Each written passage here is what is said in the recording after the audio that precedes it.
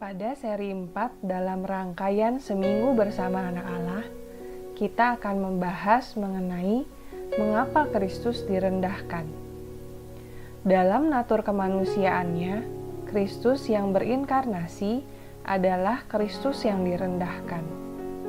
Seperti pengakuan iman rasuli yang kita proklamirkan, Kristus yang kita percaya adalah Kristus yang menderita sengsara, disalibkan, mati dan dikuburkan, turun ke dalam kerajaan maut.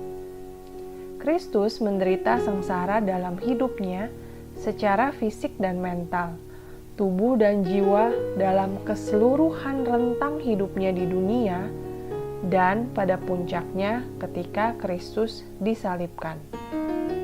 Mari merenungkan beberapa hal yang menggambarkan penderitaan yang Kristus jalani.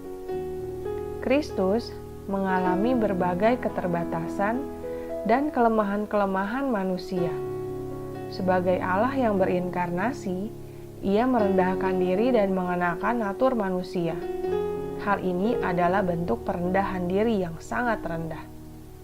Tidak hanya mengalami kelemahan-kelemahan manusia, Kristus sama seperti manusia lainnya juga dicobai oleh iblis.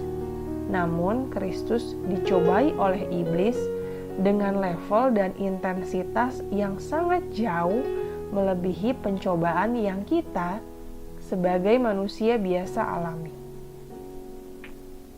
Kristus juga menderita melalui kematian yang paling hina, yaitu kematian melalui penyaliban, kematian yang terkutuk. Kristus disesah dan dicambuk, ditelanjangi, dimahkotai duri, disalibkan. Penderitaan kematian dan kesengsaraan yang tidak terbayangkan. Dan pada puncaknya, Kristus menderita karena Ia menanggung murka Allah. Kristus mengalami keterpisahan dan kepahitan yang dalam, bukan untuk ganjaran dosa dan kesalahan yang Ia lakukan, melainkan Kristus menanggung murka Allah atas semua orang yang ditetapkan dalam keselamatan. Semua dosa orang percaya di segala tempat dan sepanjang abad ditimpakan pada Kristus di kayu salib. Penderitaan yang sungguh tidak terbayangkan.